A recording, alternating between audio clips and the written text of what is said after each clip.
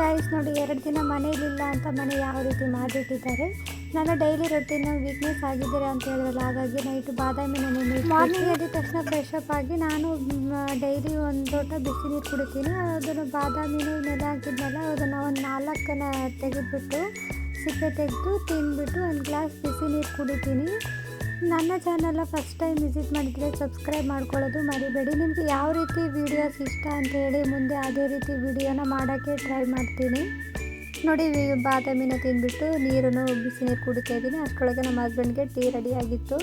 ಆರಾಮಿರಲಿಲ್ಲ, ಹಾಗಾಗಿ ಸಿಂಪಲ್ಲಾಗಿ ಪುಳಿಯೋಗರೆನ ಮಕ್ಕಳ ಲಂಚ್ ಬಾಕ್ಸಿಗೆ ರೆಡಿ ಮಾಡಿದೆ. ಇವತ್ತು ಅವ್ರಿಗೂ ಲಂಚ್ ಬಾಕ್ಸ್ ಎಲ್ಲ ರೆಡಿ ಮಾಡಿದ್ದಾಯಿತು. ಇಬ್ಬರಿಗೂ ಲಂಚ್ ಬಾಕ್ಸನ್ನು ಪ್ರಿಪೇರ್ ಮಾಡಿ ಬಾಕ್ಸ್ ಕಟ್ಟಿದೆ. ಅವಳು ಬಾಳೆಹಣ್ಣು ಬೇಡ ಅಂತ ಹೇಳಿದ್ಲು, ಹಾಗಾಗಿ ಮಗನಿಗೆ ಒಬ್ಬನಿಗೆ ಸ್ನ್ಯಾಕ್ಸಿಗೆ ಬಾಳೆಹಣ್ಣನ್ನು ಹಾಕ್ಬಿಟ್ಟು ಬಾಕ್ಸ್ನ ರೆಡಿ ಮಾಡಿದೆ. ನೋಡಿ 2 ದಿನ ಹುಷಾರಿರಲಿಲ್ಲ ಅಂತ ಊರಿಗೆ ಹೋಗಿದ್ದಕ್ಕೆ ಬಟ್ಟೆನೆಲ್ಲ ಈ ರೀತಿಯಾಗಿ ಮಾಡಿಟ್ಟಿದ್ದಾರೆ ನನ್ನ ಮಕ್ಕಳು.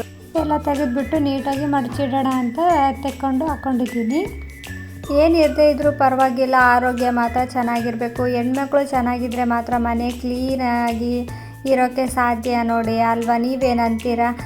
ನಿಮಗೂ ಇದೇ ರೀತಿ ಅನಿಸಿದರೆ ಕಮೆಂಟಲ್ಲಿ ತಿಳಿಸಿ. 2 ದಿನ ಮನೇಲಿ ಹೆಣ್ಮಕ್ಳು ಇಲ್ಲ ಅಂದರೆ ಏನು ಫಜೀತಿ ಆಗೋಗುತ್ತೆ ಅಂತ ಹೇಳ್ಬಿಟ್ಟು. ನೋಡಿ ಎಲ್ಲ ಮಡಚಿರೋದಾಯಿತು. ಈಗ ಕ್ಲೀನಾಗಿ ಎತ್ತಿಟ್ಟಿದ್ದೀನಿ. ನೋಡಿ ಯಾವ ರೀತಿ ಇತ್ತು, ಈ ರೀತಿಯಾಗಿ ಆಗಿದೆ. ಸುಸ್ತು ಅಂತೇಳಿ ಎಳ್ನೀರು ಕುಡಿಯೋಕೆ ಹೋಗಿದ್ವಿ, ಪಾನಿಪುರಿ ಅವ್ರು ಬಂದಿದ್ರು ಅಂತ ಹೇಳ್ಬಿಟ್ಟು ಪಾನಿಪುರಿನೂ ತಿನ್ಕೊಂಡು ಬಂದು.